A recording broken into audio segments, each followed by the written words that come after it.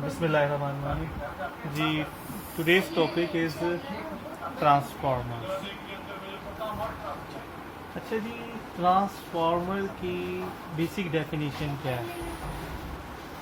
It is a device which can transfer electrical energy from one circuit to another circuit through electromagnetic induction without any contact। ये without any content ना लिखें, बस through electromagnetic induction लिखें। मतलब इस circuit से electric energy जिसको हम खुद दे रहे हैं, इस कॉइल को we call primary coil, the other is secondary coil, और इसको हम दे रहे हैं ऑल्टरनेटिंग करंट। ये जो वेव का साइन होता है ना, this represents alternating current, right.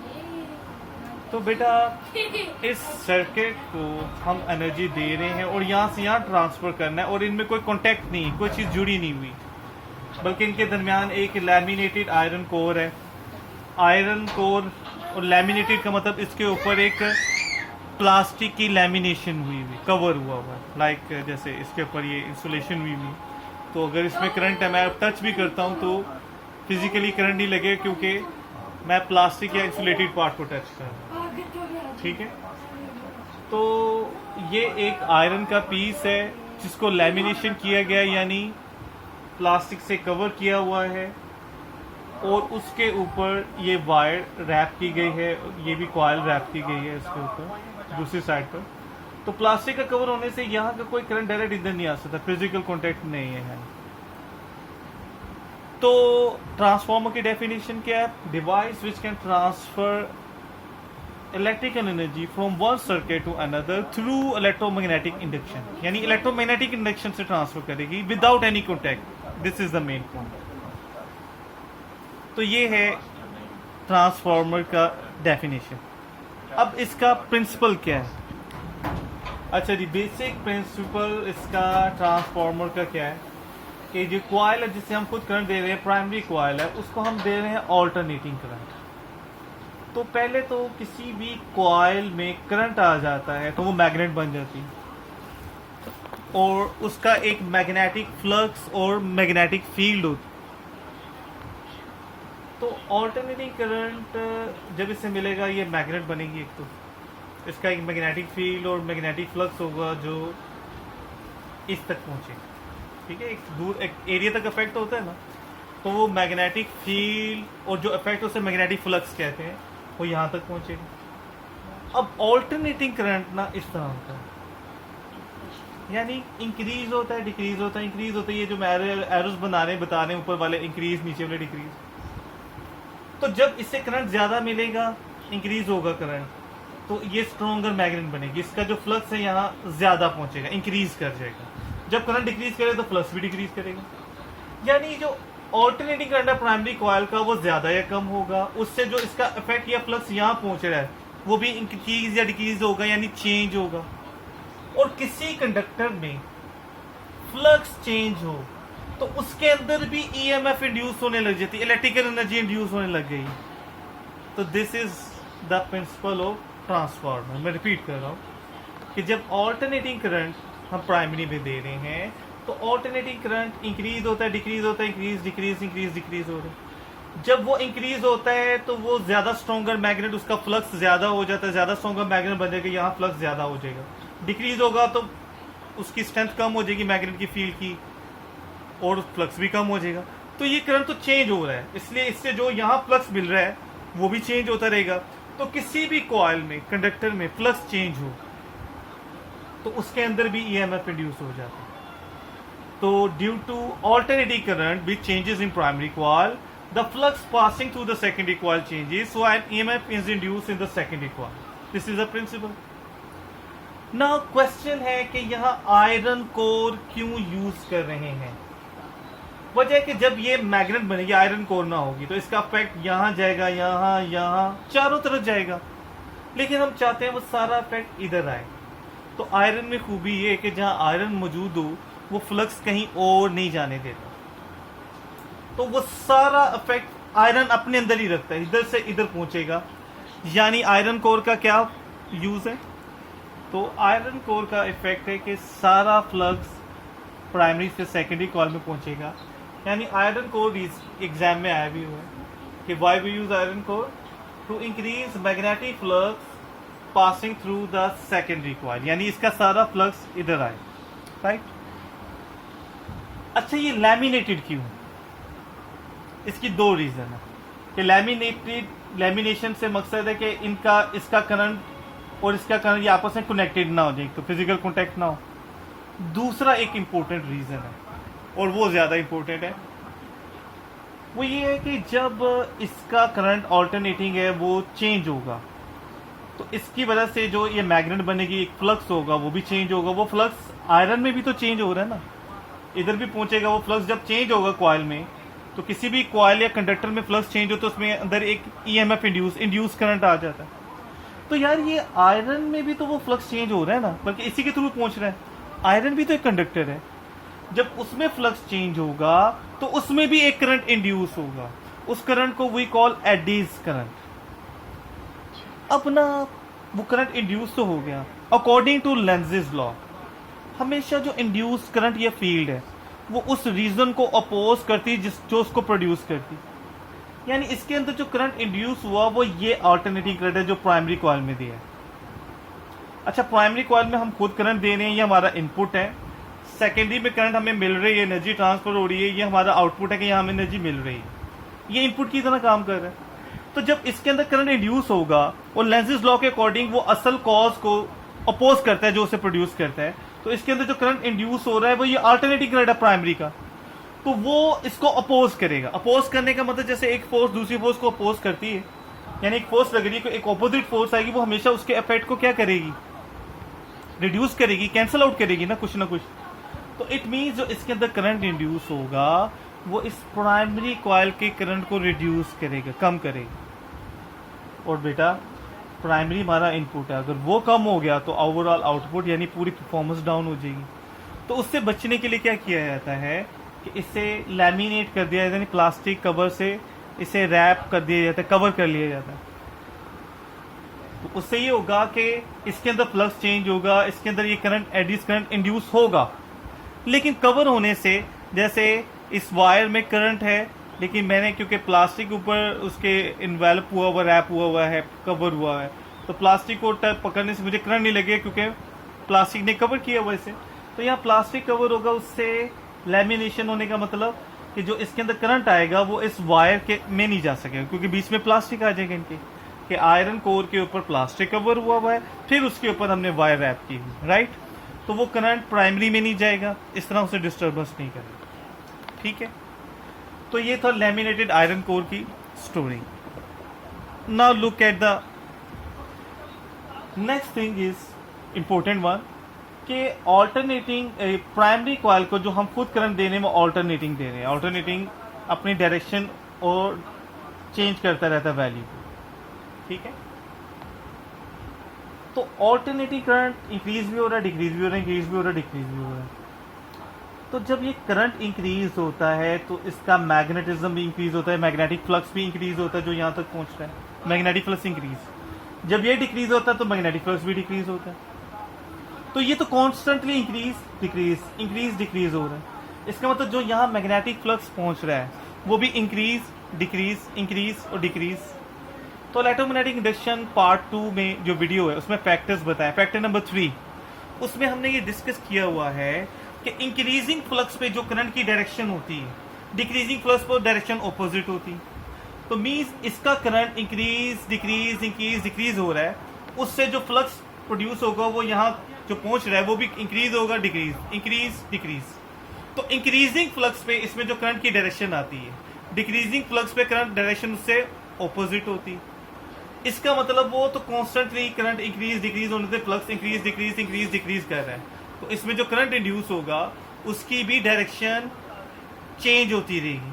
तो जो डायरेक्शन चेंज हो रहा है वो करंट कौन सा होता है, जो अपनी डायरेक्शन चेंज कर रहा है, ऑल्टरनेटिंग। इसका मतलब सेकेंडरी कॉइल में भी जो करंट आएगा that will again be a AC, यानी हम एसी देंगे और एसी मिलेगा। अच्छा, अगर फॉर एग्जाम्पल यहाँ डीसी देंगे, डीसी डायरेक्ट करंट वो है जो चेंज नहीं होता। इसका मतलब अगर डीसी लेंगे ना करंट चेंज होगा ना फ्लक्स चेंज होगा, और फ्लक्स चेंज नहीं होगा, ईएमएफ इंड्यूस में यहाँ जीरो रिजल्ट। यानी डीसी पे कुछ भी नहीं मिलेगा। अगर डीसी देंगे तो ना फ्लक्स चेंज होगा, कोई ईएमएफ इंड्यूस नहीं होगा, पहली बात तो ये, ठीक है। तो कुछ भी नहीं मिलेगा। तो ट्रांसफार्मर एक तो इनपुट यानी वर्किंग भी एसी पे करता है और उसका आउटपुट भी एक एसी ही है, राइट जी। नेक्स्ट है टाइप्स ऑफ ट्रांसफार्मर। ट्रांसफार्मर की टाइप्स क्या होती है? There are two types of transformers, you can see diagrams. अच्छा, यहाँ ये रेक्टेंगुलर आयरन कोर है और यहाँ सर्कुलर आयरन कोर है। पहली बात तो ये है, ये it's is no a type और डिफरेंस। ये मैंने इसलिए बनाया क्योंकि ये दोनों तरह की एग्जाम में आती है, तो सो हमें आदत हो कि iron laminated iron core rectangular भी हो सकती है, इट्स नॉट अ डिफरेंस। असल में डिफरेंस ये है कि एक कॉइल प्राइमरी होती है जहाँ हम खुद करंट देते हैं और जो वोल्टेज लगाते हैं उसे वीपी कहते हैं, यानी P for primary voltage at primary coil हम खुद अप्लाई करते हैं। तो सेकेंडरी में भी अल्टरनेटिंग करंट आता है, वोल्टेज आता है, तो सेकेंडरी में तो वोल्टेज होंगे वी एस। अच्छा, किसी भी जो कॉइल पे वोल्टेज आता है ना, वो डिपेंड करता है उसके नंबर ऑफ टर्न्स पर। तो अगर आप देखें तो यहाँ प्राइमरी के number of turns N P कहते हैं, N number of turns P for primary कम है और सेकेंडरी के number of turns N S ज्यादा है। अच्छा, जहां नंबर ऑफ टर्न्स ज्यादा होंगे वहां वोल्टेज ज्यादा होगा, मीन्स जितने भी वोल्टेज आप यहां पर लगाएंगे यहां उससे ज्यादा है, इंक्रीज हो जाएंगे।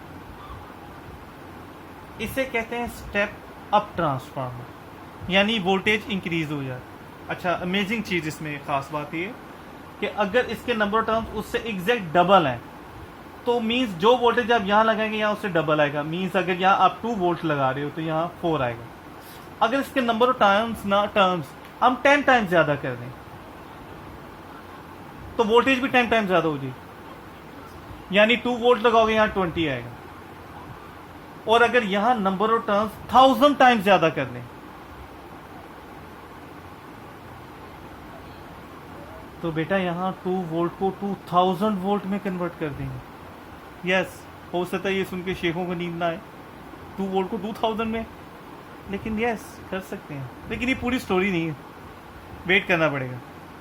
तो ऐसा ट्रांसफार्मर जिसमें सेकेंडरी कॉइल के नंबर ऑफ टर्न्स ज्यादा हैं, तो इट मीन जो वोल्टेज हम प्राइमरी पे लगाएंगे सेकेंडरी के वोल्टेज भी उससे ज्यादा होंगे, तो ये वोल्टेज इंक्रीज हो गए।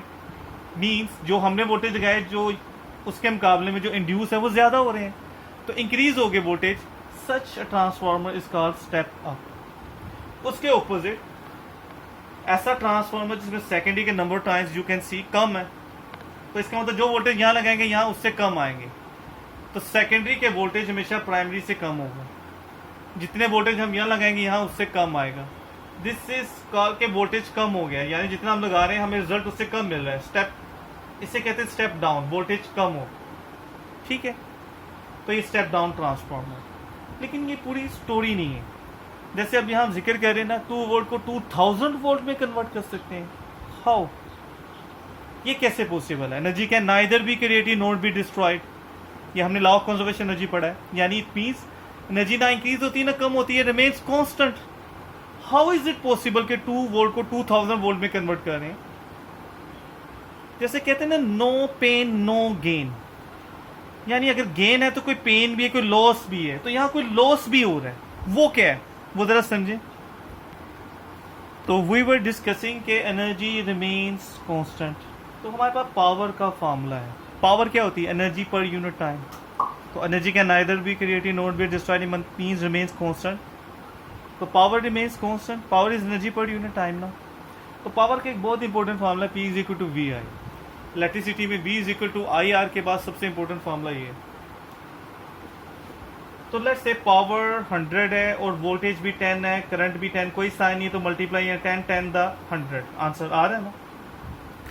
लेट्स से आप इस वोल्टेज को 10 से 20 कर लें, तो वही सेड ना कि energy can neither be created not be destroyed, मतलब एनर्जी रिमेन सेम, तो पावर वही 100 ही चाहिए हमें। तो अगर वोल्टेज 20 कर दिया है तो फिर करंट कितना होना चाहिए कि 100 आंसर आए? 5। तो आप देखें वोल्टेज को आपने 10 से 20 इंक्रीज किया है तो करंट डिक्रीज हो गया। लेट्स से आप वोल्टेज को 4 कर दें, पावर वही चाहिए, energy can neither be created not be destroyed. तो वो 4 किया तो इसका मतलब इसको किससे 4 को मल्टीप्लाई करेंगे 125, इसका मतलब वोल्टेज डिक्रीज किया तो करंट इंक्रीज, यानी पावर एनर्जी कांस्टेंट रखने के लिए अगर हमने वोल्टेज इंक्रीज किया तो करंट डिक्रीज हो गया। क्या प्रोपोर्शन है? इनवर्स। वोल्टेज कम किया डिक्रीज किया तो करंट इंक्रीज हो गया, इनवर्स। लेकिन याद रखें ये इनवर्स रिलेशन सिर्फ ट्रांसफार्मर में, बाकी तो हर जगह ओम्स लॉ के अकॉर्डिंग वोल्टेज करंट के डायरेक्ट प्रोपोर्शन, लेकिन ये inverse is only applied in transformers. तो step up transformer voltage increase करता है लेकिन करंट डिक्रीज करेगा। Step down transformer voltage decrease करेगा, करंट, और ये इनवर्स रिलेशन सिर्फ ट्रांसफार्मर्स में, राइट बेटा? पूरे इलेक्ट्रोमैग्नेटिक इंडक्शन या इलेक्ट्रोमैग्नेटिज्म में एक ही फार्मूला है, वो है ट्रांसफार्मर का, और वो ये। अच्छा, ये फार्मूला जो उनसे है ना, इसे याद कैसे रखना है कि अभी हमने पढ़ा कि जिसके नंबर ऑफ टर्म्स ज्यादा है उसके वोल्टेज भी ज्यादा है, यानी नंबर ऑफ टर्म्स और वोल्टेज में डायरेक्ट प्रोपोर्शन है। लेकिन जिसके वोल्टेज ज्यादा उसका करंट कम है, जिसके वोल्टेज कम उसका करंट ज्यादा, इनवर्स रिलेशन है। तो कैसे याद रखना है? जिसके नंबर ऑफ टर्म्स ज्यादा है उसके वोल्टेज ज्यादा है ना, तो V S over V P, voltage और number of terms direct proportion. Direct proportion होता है कि जिसके नंबर ऑफ जिसके वोल्टेज ऊपर है उसी के नंबर ऑफ टर्म्स भी ऊपर है, जिसके वोल्टेज नीचे उसके नंबर ऑफ टर्म्स भी, जो डायरेक्ट प्रोपोर्शन होते हैं वो सेम लेवल पर होते हैं। तो सेकेंडरी के नंबर ऑफ वोल्टेज ऊपर है उसके नंबर ऑफ टर्म्स भी ऊपर है, प्राइमरी के नंबर ऑफ वोल्टेज कम है उसके, लेकिन करंट ऑपोजिट है, जिसका वोल्टेज नीचे उसका करंट ऊपर है, जिसका वोल्टेज ऊपर उसका करंट। तो आप इसे कैसे याद रखोगे? आप वी एस ओवर वीपी या वीपी ओवर वी एस, अगर आप जैसे भी याद रखें, लेट्स से अगर वीपी ओवर वी एस आप याद रखोगे तो पी ऊपर है वीपी, तो नंबर टर्म्स भी एनपी के ऊपर, लेकिन उसका करंट नीचे होगा फिर, राइट? करंट का इनवर्स रिलेशन है, नंबर टर्म्स का डायरेक्ट। सो सिमिलरली देखें दोबारा इससे कि जिसके नंबर वोल्टेज ऊपर है उसी का नंबर ऑफ टर्न्स ऊपर है लेकिन उसका करंट नीचे, जिसके वोल्टेज नीचे उसके नंबर टर्न्स नीचे उसका वोल्टेज ऊपर। क्लियर? अब ये फॉर्मूला जो उनसे है ना, इसमें दो इक्वल है, 3 साइड्स हैं, 1 2 3। बेटा ये 3 साइड्स वाला तो हमने कभी भी यूज नहीं किया formula, at a time solve भी नहीं कर सकते हम, तो यूज कर सकते 2 साइड्स एक इक्वल। तो एक्चुअली इस तरह पूरा फॉर्मूला यूज करना भी नहीं है, कभी हमें सिर्फ ये 2 साइड्स को यूज करना है, कभी हमें सिर्फ ये 2 साइड्स को, और कभी हमें सिर्फ इन 2 साइड्स। कैसे? प्रैक्टिस कर लेते हैं इनकी। जी ये 2 क्वेश्चन हैं, इंशाल्लाह इससे फार्मूला की प्रैक्टिस है। फार्मूला मैंने यहाँ पे लिख दिया ताकि रेफरेंस के लिए सामने पता चले कैसे करना है। क्वेश्चन नंबर 1 है कि प्राइमरी कॉइल में 12 वोल्ट है हमने अप्लाई करने हैं, और हमें सेकेंडरी पे 240 चाहिए, 240 वोल्ट चाहिए, ठीक है? सेकेंडरी के नंबर ऑफ टर्न्स जिसे एनएस कहते हैं 1000 है, तो प्राइमरी के नंबर ऑफ टर्न्स कितने होंगे? तो क्या फार्मूला यूज करेंगे? वोल्टेज और नंबर ऑफ टर्न्स। तो वोल्टेज और नंबर ऑफ टर्न्स यानी इतना पोर्शन यूज करेंगे, we S over V P. तो जिसके वोल्टेज ऊपर है उसी के नंबर ऑफ टर्न्स भी ऊपर है, जिसके वोल्टेज नीचे है उसके नंबर ऑफ टर्न्स नीचे। पुटिंग वैल्यूज, सेकेंडरी का वोल्टेज कितना चाहिए? 240, प्राइमरी का 12 है, सेकेंडरी के नंबर ऑफ टर्न्स 1000 है, और प्राइमरी के चाहिए ऐसे। आगे तो सोल्व कर ही लेते हैं, ठीक है? Now look at question number 2 कि ये एक कॉइल है जिसमें आप करंट दे रहे हो primary 5 milli ampere. Milli ampere में मतलब बहुत छोटा है, वो करंट यहाँ पर 0.2 एम्पेयर हो गए, करंट इंक्रीज हो गया। तो करंट इंक्रीज कहाँ होता है? जहाँ वोल्टेज डिक्रीज होता है। तो ये कभी कभी पूछ लेता है कि करंट इंक्रीज हो रहा है किस टाइप का है, तो जिसमें करंट इंक्रीज होता है उसमें वोल्टेज डिक्रीज, तो जिसमें वोल्टेज डिक्रीज है वो स्टेप डाउन है। मतलब शक्ल से भी पता चल रहा है कि सेकेंडरी के नंबर टर्म्स कम है, स्टेप डाउन है। तो इसने ये क्या है कि ये करंट प्राइमरी का है, सेकेंडरी का है। प्राइमरी में 6 वोल्ट दे रहे हैं, तो सेकेंडरी में कितने वोल्टेज आएंगे? तो वोल्टेज और करंट वाली साइड है ये, यानी क्या फॉर्मूला यूज करेंगे? We S over V P. तो करंट में इनवर्स होता है ना, जिसका वोल्टेज ऊपर है उसका करंट नीचे, जिसका वोल्टेज नीचे उसका करंट ऊपर। तो वी एस हमने फाइंड करना है, वी पी 6 है, आई पी 5 मिली एम्पेयर। देखो ये एम्पेयर में, ये मिली में जानबूझ के मिली में दिया ताकि आपको जरा प्रैक्टिस भी हो। तो मिली को हम खत्म करने के लिए मिली का मतलब डिवाइडिंग बाय 1000, तो इसे 1000 से डिवाइड करेंगे and the current in primary will become 0.005। और नाउ अब दोनों एम्पेयर में आ गए, वो भी एम्पेयर में आ गया और ये तो एम्पेयर में ही ऑलरेडी आगे सोल्व तो आप खुद कर सकते हैं, ठीक है।